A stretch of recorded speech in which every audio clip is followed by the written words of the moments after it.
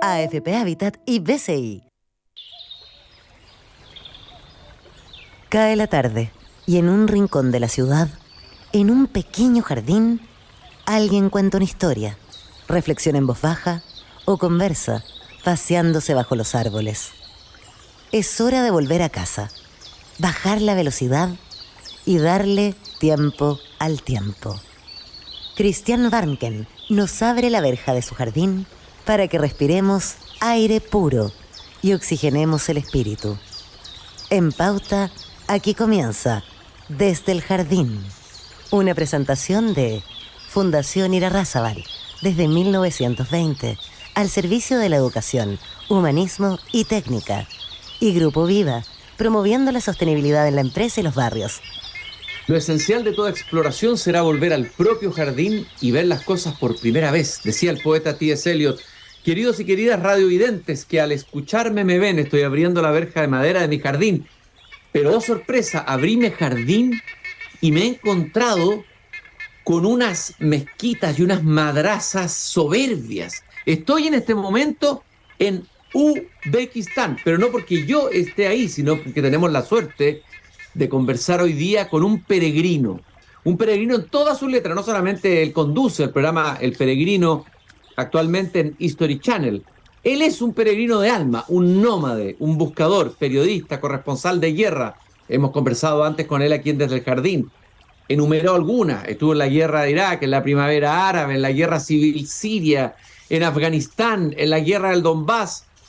Entre sus programas memorables y con muy buenas audiencias, Buscando a Dios, Las Últimas Tribus, que se están repitiendo en 13 Cable. Jorge, qué gusto de saludarte y qué gusto de verte ahí al lado de esa belleza colosal, de esas madrazas de Uzbekistán. Cuéntanos exactamente dónde estás. Te agradezco mucho, antes que nada, de volver a invitarme a tu programa. Estoy muy complacido, además. Estoy en lo que sería una de las capitales del Asia medieval, la capital de las rutas de la seda, Samarcanda. Samarcanda en todo su esplendor, que inclusive cuando llega acá Genghis Khan a destruirla, porque él venía en esas campañas gloriosas, al ver tanta belleza decide salvarla, y es una de las pocas ciudades que se salva de sus hordas mongolas. Y después, bueno, aquí también, aquí al ladito, detrás de una de estas torres, está otro de los generales grandes mongoles, Timur o Tamerlán, que también hizo historia, también muy bárbaro, por supuesto, pero en esos tiempos ellos conquistaban muy rápidamente grandes partes de Europa gracias a la caballería. Yo justamente vengo de Mongolia y ahí tuve la oportunidad de estar en esas tierras maravillosas, justamente con las tribus de Mongolia, con la particularidad que en Mongolia tiene una cosa muy notable. Es un país que es aproximadamente unas 3 veces Chile, con una población muy chiquitita de 3 millones de habitantes, y la mitad de la población es nómade. Entonces esto es muy sorprendente porque todos andan a caballo, con caballos salvajes, la tierra no es de nadie, la tierra es completamente libre, y ellos como siguen sus ganados, entonces están aproximadamente 4 veces en el año en distintos lados. Y esto me pareció formidable, poder vivir 3 meses en un río, 3 meses en la cordillera, 3 meses en una llanura, 3 meses luego al lado de un lago. Lo encontré genial. Y además acampar donde uno quiere. Entonces... Oye, Jorge, bueno, ese es el país perfecto para que tú vivas. Y yo te presenté como un nómada de alma, o sea, encontraste tus hermanos de alma, que son los mongoles, tribus nómades. A ver, quiero profundizar un poquito en Uzbekistán. Es un país que para mucha gente no está en su geografía mental, digamos. Esto fue una república soviética. ¿Y cuál es la situación de Uzbekistán geopolítica hoy? Ubícanos un poco el panorama. ¿Qué pasa con ese país? ¿Qué rol juega o no juega ningún rol? ¿Es marginal? Háblanos un poco de Uzbekistán primero.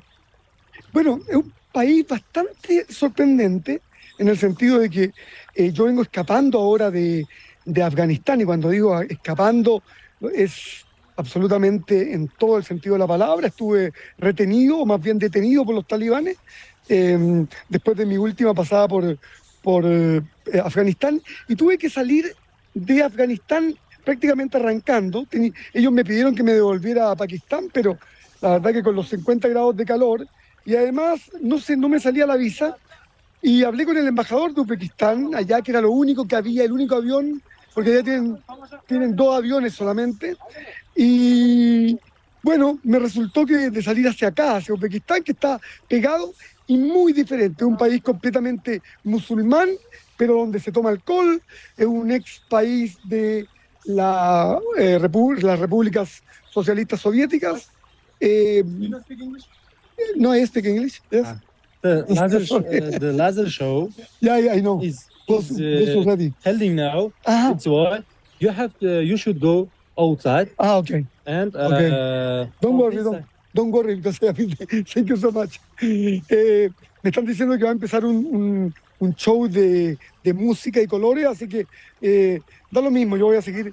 Y bueno, te sigo explicando que Uzbekistán es un país muy distinto. Es un país también con una población bastante grande, 2 veces Chile, cerca de los 35, 40 millones de habitantes, al igual y presentan estas ciudades fantásticas, estas ciudades que son completamente históricas, como Samarcanda, y aquí a 3 horas hay otra muy parecida que se llama Bucará.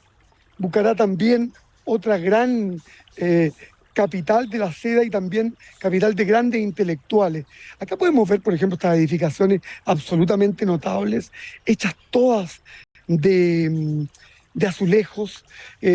Esto, por ejemplo, es del año 1400, o sea, tiene aproximadamente desde el siglo XV, XIV después de Cristo.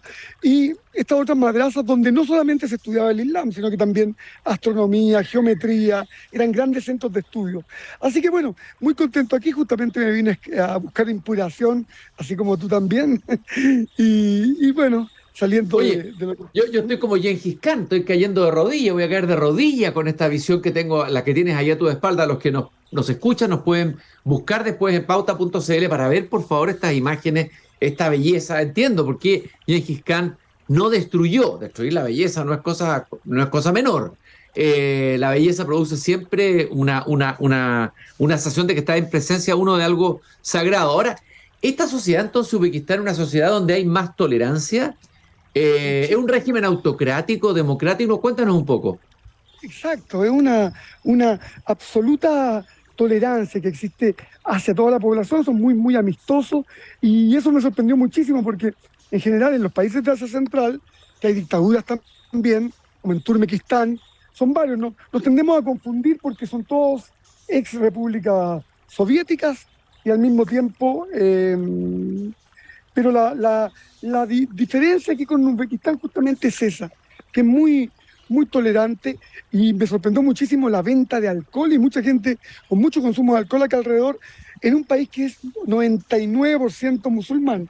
Por lo tanto, se puede ver cómo hay muchísimas diferencias entre las mismas sectas del Islam. Yo que vengo de Afganistán, donde apedrean a la gente que toma alcohol, donde si una pareja se da un beso en la calle, también son víctimas de un apedreamiento. Entonces, vengo muy, muy afectado por eso, y especialmente por la situación que se está viviendo allá, porque es bastante triste verlo también desde el punto de vista político, cómo hoy día Europa, Estados Unidos dejaron a todos los refugiados afganos en un limbo después de haber estado 20 años ahí, y hoy día, bueno, obviamente que se privilegia el acabar con Rusia, al tratar de derrotarla militarmente y aceptar a todos los ucranianos como refugiados, pero lo que ha afectado muchísimo aquí a toda el área, porque están todos estos países de alguna manera olvidados, y bueno, es muy, muy dramático lo que se está viendo, tanto en Pakistán como en Irán, como en Turquía, con todos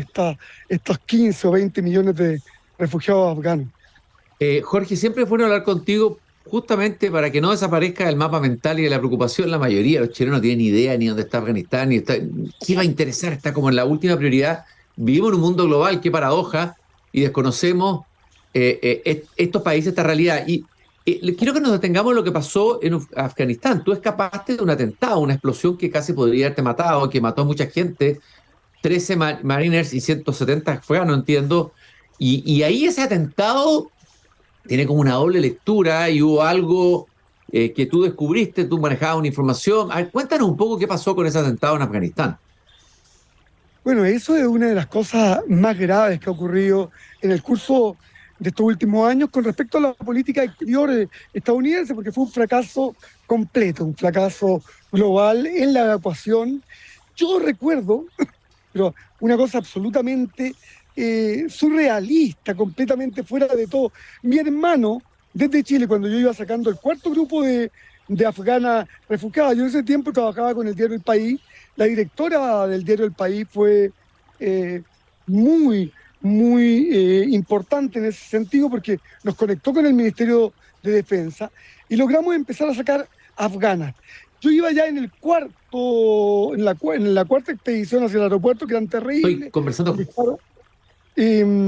Con disparos por acá y por allá, cuando desde Chile me empiezan a decir mi hermano, oye, Jorge, ten mucho cuidado que hay un comando de Estado Islámico que está llegando a ese aeropuerto. Yo digo, oye, pero ¿cómo vas a saber tú que me estás hablando de Santiago de Chile? ¿Cómo vas a saber una cosa así de que hay un comando? Bueno, efectivamente, en la radio en Chile y en todo el mundo estaban avisando que había sido detectado un comando de Estado Islámico suicida. Y en ese momento me avisan a mí también, me avisa Javier de Inteligencia Española, Jorge, este es el último avión. Si no sale en este, no sales, te queda acá. Y en ese momento, en esa desesperación total, que no se podía avanzar, yo pensaba que iba a morir aplastado por las multitudes. Va a empezar un show de luces acá, por eso que están... En ese momento, cuando yo pienso que me tiro ahí al canal, me tiro un canal a un río de agua servías, tremendo, gritando por los españoles con una bandera, con una polera roja y otra amarilla para similar la bandera española. Y en ese momento unos marinos de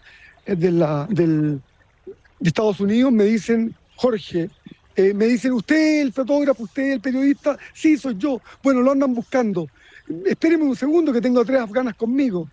Y bueno, me devuelvo ahí entre medio de lo que fue esa locura, una cosa absolutamente caótica. Y en ese momento logro sacar a estas mujeres, logro encontrar a la brigada española cuando ocurre este bombazo. Este bombazo fue terrible. En la misma puerta, exactamente en la misma puerta por donde yo salí, o sea, nos salvamos aproximadamente de unos 45 minutos. Ya estamos tomando un avión que nos saca de Kabul.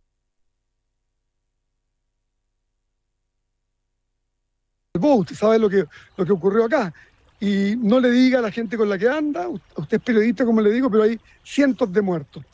Finalmente supimos que habían sido 13 marines los muertos, y el problema que hay ahora, fundamentalmente, que esto se sabía. Y el problema es para Biden, justamente, que está saliendo un libro en este mismo momento, que cuenta toda esta historia. ¿Perdón? Jorge Said, estoy conversando con él, ahí está caminando por una calle de una ciudad de Uzbekistán, nos está contando lo que pasó en Afganistán. Claro, para Biden esto va a ser un problema, puesto que se va a revelar que los servicios de inteligencia sabían y no hicieron nada. Y la pregunta es, ¿por qué no hicieron nada? ¿Ah? Esa es la pregunta que se hacen allá. ¿Por qué en ese momento no evacuaron? Si se sabía que iba a haber un atentado, lo tenían identificado. ¿Por qué no evacuaron a sus propios soldados? Nadie logra una explicación. Le puede ocurrir lo mismo que le ocurrió a Hillary Clinton con Trump, que por soltar esos teléfonos, ¿te acuerdas la historia con el embajador en Libia, que mataron al embajador en Libia supuestamente porque ella ocupaba su internet privado, el del Pentágono que tenía ella, lo ocupaba para uso personal. Entonces, muchas conversaciones que ella tuvo con la embajada de Libia estaban ahí expuestas a que salieran se pudieran filtrar. Bueno, aquí va a pasar una cosa parecida, seguramente apenas empiecen los debates, le van a empezar a cargar todo esto a Biden, porque fue desastroso cómo ellos salieron y cómo dejaron a toda esta gente que trabajó con ellos. Yo me entrevisté con muchas personas hoy día en Afganistán, ex miembros de aquí lo que yo te decía, que aquí el consumo de alcohol es muy, muy fuerte, así que... Foto, no, hay que no. Ahí está conversando Jorge Said con alguien que se encontró en la calle, ahí justamente está en el Registán de Samarcanda, que tiene un nombre casi como de cuento de las mil y una noche, ¿eh? el Registán de Samarcanda. ¿Ah? Ahí está caminando Jorge y hay una fiesta, parece, en la calle, pero nos está contando lo que pasó en Afganistán. ¿Cuál es tu hipótesis? ¿Ineficacia de servicios secretos o dejaron que se hiciera el atentado con algún otro objetivo? ¿Cuál es una hipótesis que uno podría esbozar de lo que ocurrió? Esas son las hipótesis que hay allá, que dejaron solamente que ocurriera el atentado. Como hay muchos organismos que están partícipes en esto, también hay mucha confusión. En ese momento igual ellos sabían que yo estaba grabando, me estaban viendo con un dron. Ajá. Y cuando llegan a buscarme, los españoles me dicen: escóndete, escóndete, métete ahí entre medio de las tropas y escóndete en el avión porque te andan buscando. Y si te encuentran no vas a salir. Bueno, esto fue de terror, fue de terror. Yo me escondí, me subí arriba del avión militar y por suerte me salvé, y salvé el material. Por eso que de alguna manera yo cuando llegué a Afganistán hace 2 semanas atrás, llegué con la misión, primero, de saber quiénes habían sido estos afganos que habían muerto, porque es muy probable, como yo siempre dejé la cámara grabando, desde que entré hasta que me evacuaron, y cuando los marinos me agarran, era un grupo de marinos, era un comando de 20, 30 marinos los que me agarran, por lo tanto es seguro que yo debo haber grabado unos 20 al menos, en la misma cámara, en gran angular, por lo tanto debo tener gran cantidad, o quizás algunos de los marines que murieron, y hoy día sus familiares andan buscando justamente estos antecedentes. Yo no los quise entregar en su momento ni a los servicios secretos, ni tampoco los puse en mis documentales. Recién ahora, como voy a ir a editar una película a Santiago sobre esto mismo, sobre el escape de Kabul, recién ahora, porque creo que ahora 2 años después es el momento, y ya están saliendo las informaciones, vamos a poner todas esas imágenes, que seguramente son imágenes de bastante valor histórico. Así que seguramente eso también me va a dar un poco de cierta conclusión. ¿Por qué? ¿Cuál fue el motivo por qué la CIA dejó esto? ¿O sería el caos en que ellos estaban en esos momentos destruyendo aviones, helicópteros, para que los talibanes no agarraran un armamento militar evaluado en billones de dólares? Entonces, todo esto es como incomprensible que ocurra hoy día, en el siglo XXI, que 10.000 talibanes arriba de camioneta puedan someter a un ejército de 350.000 hombres bien armados, preparados por Estados Unidos durante 20 años, y que se produzca esta evacuación completa, peor que la que ocurrió en Phnom Penh, en Camboya, creo que fue hace como 20 años atrás, cuando fue una cosa increíble cuando llegaron los Khmer Rouge. Bueno, esta fue más o menos lo mismo, tú te recuerdas las imágenes en televisión de las personas cayéndose de los aviones, algunos aviones que llegaron con los cuerpos incluso destrozados arriba de las ruedas, algo terrible, algo terrible.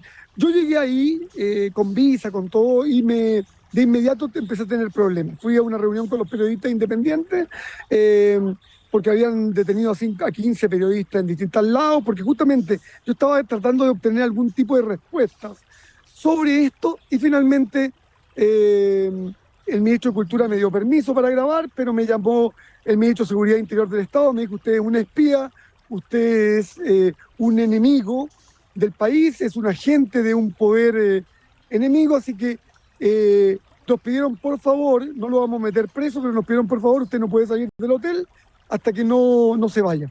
Así que estuve 11 días encerrado, solamente me dieron permiso para ir a comer, pero al final ya estaba tan aburrido que fue unos matrimonios talibanes, con los tipos con metralletas arriba de las mesas. Es una cosa pero de loco, además no dejan poner música, los músicos están todos sin trabajo, porque estos matrimonios es el tejido social de estos países, es decir, se preparan con 2 años de anticipación, se gastan 10 años de ahorro. Eso es un matrimonio en India, en Pakistán y también en Afganistán. Es lo mismo, son tan importantes porque la unión de las familias que bueno, y eso es lo que vamos a contar en esta película, así que yo creo que hay cosas muy interesantes que vamos a... Esa película, esa película, Jorge, ¿cuándo se estrena en Santiago? Espero terminarla yo en diciembre, así como espero también sacar un libro de Buscando a Dios con Editorial Cataluña, con Arturo Infante, así que... Sí, gran editor, lo conozco, muy buen editor, sí. Así que estamos en eso. Yo me vine aquí justamente para terminar de hacer la última retouche, para lograr un poquito de espiritualidad, de tranquilidad con tanta historia que me ha ocurrido este último tiempo. hemos estado en muchas áreas en conflicto. Yo vengo también llegando de Jenin, de Nablus, que me tocó hacer todo el conflicto allá, así que también fue terrible.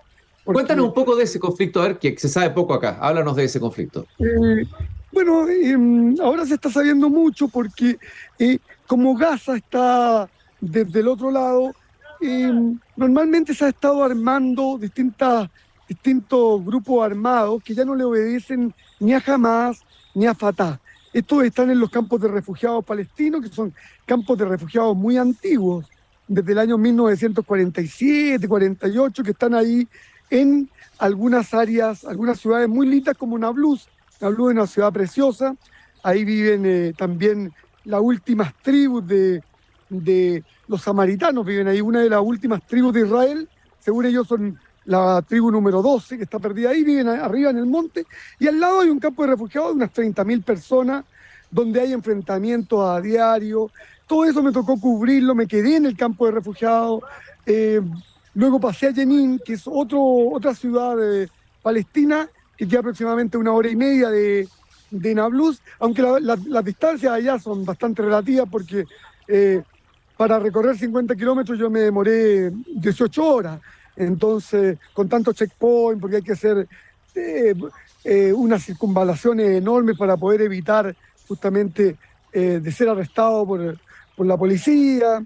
Pero bueno, fue una situación caótica la que se está viviendo hoy día en Israel, es muy, muy fuerte porque hay un gobierno básicamente controlado por los Haredim, es decir, por los grupos ortodoxos, y hay entre ellos 3 ministros muy, muy extremistas que son Ben-Gvir, ministro de Seguridad Interior del Estado, el ministro del Interior, el ministro de Finanzas, Mutrich, el ministro de Bienes Nacionales, es decir, son todos miembros de partidos de extrema derecha y que hoy día le hacen un gran beneficio, yo pienso, le están haciendo un gran beneficio también a los mismos palestinos, porque al ser tan poco populares internacionalmente, Israel se está dañando muchísimo en su imagen y al mismo tiempo yo creo que en estos momentos hay inclusive una mayor simpatía hacia el problema palestino. Y bueno, y eso yo lo viví ahora en directo. Vamos a tener 2 programas, vamos a tener un programa sobre los israelitas. Me tocó participar de las peregrinaciones más espectaculares porque eran solamente Haredim, ultra ortodoxos, que además no te dejan entrar, pero a mí me dejaron y fuimos al monte Eretz, como con unos 10.000, 20.000 judíos, en una peregrinación fantástica, y al mismo tiempo luego hice la peregrinación de los judíos, que básicamente son estos campos de refugiados en Nablus, en Jenin, en Hebrón, en Belén, y bueno, muy fuerte lo que se está viviendo ahí hoy día. Así que estamos con un mundo muy, muy donde vemos la condición humana que está yendo completamente hacia el fracaso. Así que nos va a tocar. Bueno, tú estás describiendo esas polarizaciones, un mundo de polarizaciones, Exacto. de polarizaciones de los extremos. En nuestro país también lo estamos viviendo, polarizaciones, claro. Es decir, el mundo entero parece estar metido, el mundo global, en esa polarización. ¿Cuál es tu mirada de la guerra de Ucrania? Ahí tú también estuviste, Rusia-Ucrania, también conversamos una vez sobre eso, pero ¿cómo lo ves hoy? Lo que está pasando en Rusia, lo que pasó con el grupo Wagner. ¿Cuál es tu mirada, Jorge? Sí, bueno, ayer justamente yo estaba mirando esto, que han estado negando tanto lo de Wagner. Yo pienso que se equivocó Putin en matarlo, porque el tipo al final le jugaba un rol bastante importante, especialmente en combatir el colonialismo francés en Mali, Níger, Burkina Faso. Ahí en estos momentos se está casi produciendo una guerra como no habíamos visto nunca en la historia de África. Hay 2 coaliciones, están las juntas militares, que son anticolonialistas, anti-Francia particularmente, que están sacando uranio ahí, hay varios intereses, porque Francia tiene un apoyo muy importante en la ONU gracias a tener unos 20 o 30 países de colonia francesa que están ahí, contra Nigeria y otros 14 países más. Entonces, uno ve que siguen apareciendo conflictos. Yo estoy tratando de hablarte de lo de Wagner, porque Wagner estaba muy activo en África. De hecho, el líder estuvo, justamente antes que lo mataran, venía llegando de Mali, donde estaba preparando esta junta contra el colonelismo, contra los militares franceses, cuando le ocurre esto. Entonces, por lo tanto, lo que está ocurriendo en Ucrania hoy día es muy complejo. Yo veo que Estados Unidos y Europa se han completamente focalizado en tratar de derrotar a Rusia como sea. Va a ser muy difícil que lo derroten. Rusia humillada, podría pasar lo mismo que ha pasado otras veces en la historia. Ya lo vimos con la Alemania nazi.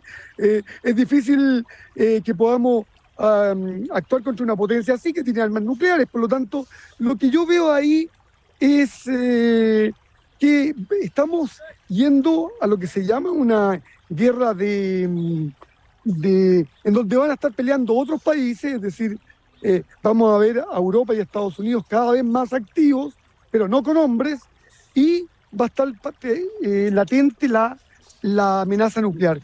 Sin embargo, creo que esta guerra la van a parar en algún momento. Creo que todavía siento yo que le quedan un par de años más, un año. De hecho, yo espero estar yendo allá para la próxima Semana Santa, porque esta gente es muy religiosa, es muy ortodoxa. Pero me da la impresión que son guerras que no tienen mucha solución, porque siempre va a estar la amenaza nuclear de parte de Rusia. Es muy difícil vencer a Rusia completamente. Rusia es un país muy, muy grande, tiene muchísimos aliados, ha logrado desde este otro lado tener una cantidad de gente que la está ayudando, especialmente Irán. Irán lo está ayudando con drones, Turquía también, por supuesto que China es un factor importante ahí. Por lo tanto, no hay una solución real. Creo que es Europa que está ahí sufriendo con todo el problema de los refugiados, pero no creo que haya una salida.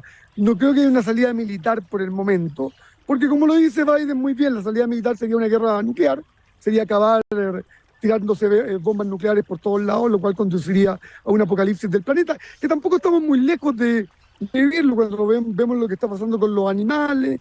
Hoy día estaba leyendo sobre que la sexta extinción de especies está más cerca que nunca. Quedan 300 gorilas de montaña, quedan como 300 rinocerontes blancos, negros, de los otros quedan un poco más. Entonces, el mundo como que está en una dirección bastante equivocada. Nosotros allá en Chile estamos un poco mejor a pesar de todos los problemas. Yo hoy día conversaba con venezolanos que me dicen, oye, ahí nosotros en Venezuela estamos re bien porque hace 2 años nadie podía caminar en una calle en Caracas y ahora son ustedes. Yo les dije, bueno, claro, sí, nos mandaron un millón de venezolanos delincuentes a Argentina, a Perú, a Colombia, a Chile, a todas partes, y allá se quedaron sin nada. Entonces fue una jugada muy buena, y ya la había hecho Cuba antes, así que tampoco es nueva. Oye, Jorge, en medio, bueno, Jorge Said, ahí en Uzbekistán, en el Registán de Samarcanda, quienes puedan vernos en pauta.cl verán las imágenes deslumbrantes de esas preciosas madrazas donde, muy bien decía Jorge, ahí se juntaron los grandes sabios, los astrólogos, los geómetras. Fue un momento de oro del conocimiento y de la cultura humana y del desarrollo espiritual. Y bueno, y ahí estamos en este mundo ahora, donde falta un salto de conciencia para enfrentar los desafíos apocalípticos que tenemos delante y que está describiendo muy bien Jorge. A ver, una señal de esperanza, una luz de esperanza humana. En todos tus viajes has conocido tribus, religiones, gente distinta. A ver, ¿dónde ves tú una luz de esperanza en esos mundos que tú has recorrido? De todos modos, tú sabes que el ser humano es muy resiliente y se han logrado fundar muchísimas comunidades. Yo creo que vamos un poquito en ese camino. Yo estuve ahora en una, por ejemplo, que se llama Auroville en India, es de 50.000 personas reconocidas por la ONU, no existe el dinero, esto está al lado de Chennai, en Pondicherry, pero también he visto que mucha gente se está juntando, tratando de buscar una solución a toda esta cantidad de problemas. No voy a acercar porque empieza un show de luces, a ver si lo podemos... Sí, ya estamos en los últimos segundos. Sí, muy interesante. O sea, tú ves un camino en las comunidades, o sea, surgimiento de comunidades alternativas, con una vida alternativa, una vida cotidiana alternativa. Exacto. Yo creo que dentro de todos los problemas que estamos viviendo, parece que te perdí. No, estoy acá, sí. A ver, ahí. Perfecto. Justo se me cortó. Me voy a poner aquí para terminar con estas imágenes sublimes de un juego de luces que están justamente detrás mío. Pero sí, veo que hay una luz de esperanza, que al menos la gente se está juntando, se está reuniendo. Yo lo estuve viviendo ahora, estuve en Ibiza hace un tiempo también. Mucho tipo de personas. Ahí se nos pierde un... Estamos viviendo y Ahí se nos perdió. Porque parece que va a empezar un show de... Jorge, sí. Yo te quiero agradecer. Porque... Sí, yo te quiero agradecer. Está débil la señal, pero te quiero agradecer. Ha sido una extraordinaria, interesantísima conversación, como siempre, con el peregrino, con Jorge Said, periodista, corresponsal de guerra, esta vez desde Uzbekistán, el Reistán de Samarcanda. Ya empieza el espectáculo de luces que se va a dar ahí en ese lugar, rodeado de madrazas espectaculares. Jorge, como siempre, un agrado, cuídate mucho y esperamos tener un nuevo contacto para ir a mirar el mundo en directo, el mundo que no conocemos, ese otro mundo tan distinto al nuestro, pero tan ligado de todas maneras a lo que somos, porque somos finalmente un mundo global, querámoslo o no. Muchas gracias, Jorge. Un abrazo muy grande acá desde mi jardín. Yo quiero agradecer muchísimo también y muchísimas gracias y mucho éxito por allá y a todos los auditores de Radio Pauta, por supuesto, y muchas gracias por la oportunidad. Te deseo lo mejor y que sigan adelante. Muchas gracias. Hasta luego. Gracias, Jorge. Nos recordamos que nos acompaña Grupo Viva, comprometido con la sostenibilidad en los barrios y la cultura al interior de la empresa, y Fundación Irarrázaval. Todos los lunes conversamos con innovadores de Chile. Interesantísima esta conversación con Jorge Said. Verdaderamente vale la pena abrir las ventanas, mirar, salir del estrecho mapa mental y geopolítico en el que estamos.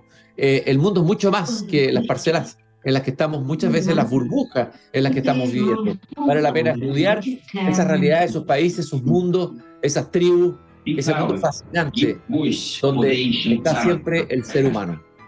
El hombre ¿dónde estuvo? Decía Pablo Neruda. Esa pregunta valdría la pena hacérsela en el mundo de hoy. Nos encontramos mañana nuevamente acá, cuando vuelva a abrir la verja de madera de mi jardín. Gracias por habernos acompañado. Es hora de cerrar la verja de madera del jardín. Pero Christian Warnken la volverá a abrir todos los días de lunes a viernes a las 20 horas en Radio Pauta, cuando comience de nuevo Desde el Jardín. Una presentación de Fundación Irarrázaval, desde 1920, al servicio de la educación, humanismo y técnica. Y Grupo Viva, promoviendo la sostenibilidad en la empresa y los barrios.